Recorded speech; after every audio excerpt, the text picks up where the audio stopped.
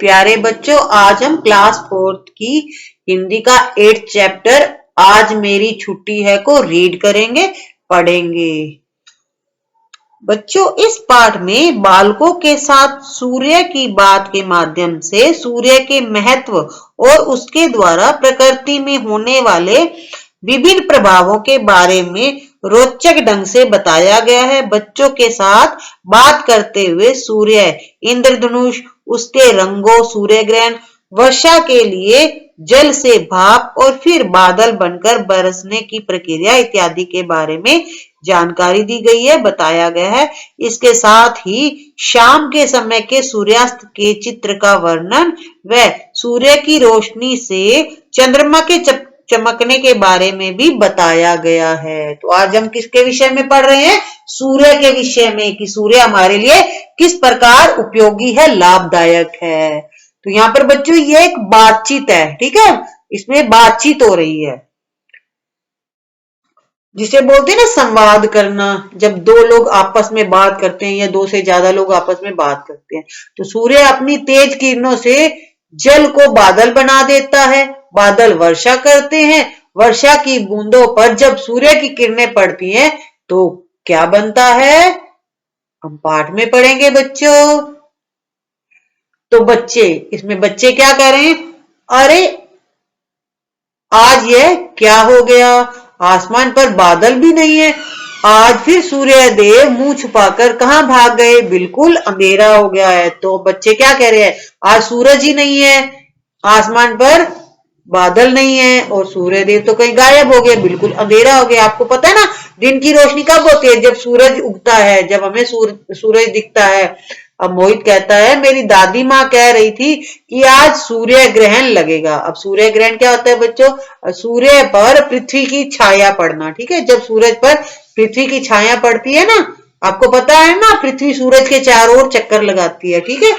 अब विद्यालय मत जाओ, छुट्टी ले लो। अब दादी क्या कह रही थी मोहित को कि आज सूर्य ग्रहण है, स्कूल मत जाओ, छुट्टी ले लो। सूर्य, अरे अब सूरज क्या कहते हैं? अरे सब छुट्टी लेते हो, कभी त्योहारों की, कभी गर्मियों की, कभी सर्दियों की। मैंने एक दिन थोड़ी देर की छुट्टी ली तो इतना कोलाहल क्यों, यानी इतना शोर क्यों हो गया?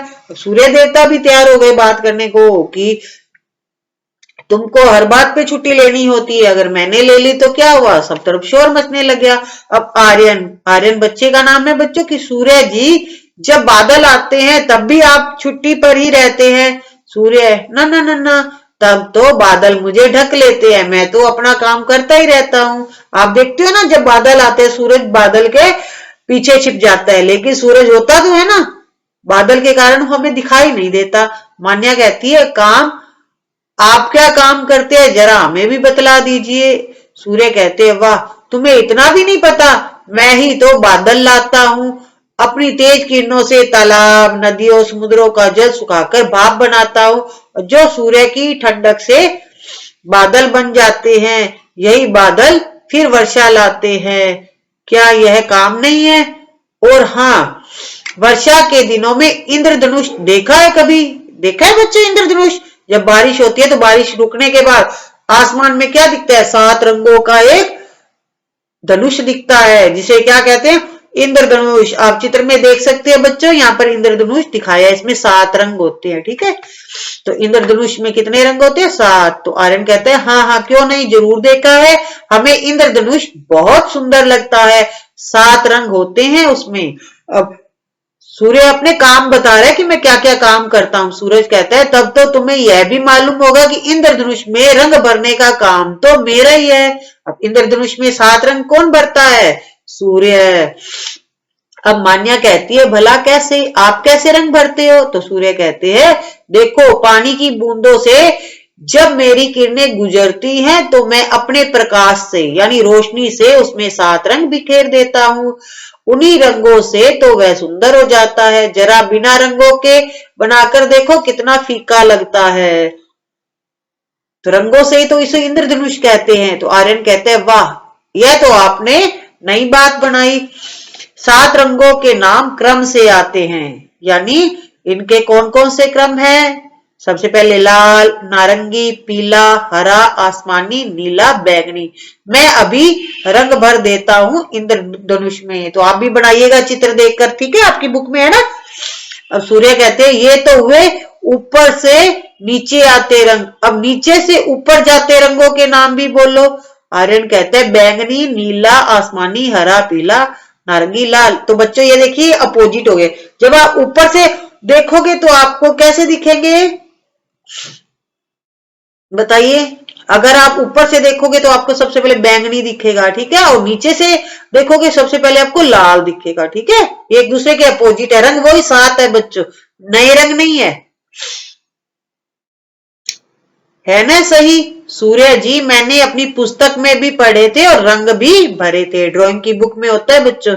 अब मान्या कहती है मुझे इंद्रधनुष के रंगों के नाम नहीं आते, तुम मेरे रंग ले लो, इस इंद्रधनुष में भर दो। आर्यन कहता है तुम्हें नाम भी आ जाएंगे और इंद्रधनुष भी सज जाएगा।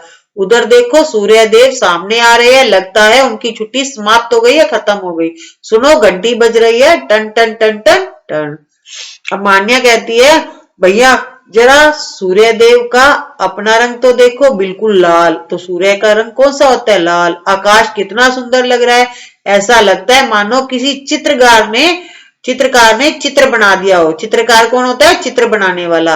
आर्यन कहता है संध्या हो गई है, सूर्य जी अपने घर जाने की तैयारी में है, ये अपना कुछ प्रकाश चंद्रमा को देकर घर जाएंगे, चलो हम भी चलते हैं। तो बच्चों दिन में तो बहुत रोशनी होती है ना, अब रात में हल्की रोशनी होती है, और चंद्रमा की अपनी कोई रोशनी नहीं होती है, उसे जो रोशनी मिलती है, जो हल्की फुल्की हमें रात को बाहर निकलने पर थोड़े बहुत जो हमें रोशनी दिखती है, वो सूर्य की होती है। सूर्य की चमक चंद्रमा पर पड़ती है, इसलिए चंद्रमा हमें चमकीला दिखता है। तो बच्चों आज हमने इस पाठ में क्या ज्ञान मिला? इस पाठ में हमें, तो इस पाठ से हमें ज्ञान मिला है कि सूर्य पर पृथ्वी की छाया पड़ने से सूर्य ग्रहण होता है।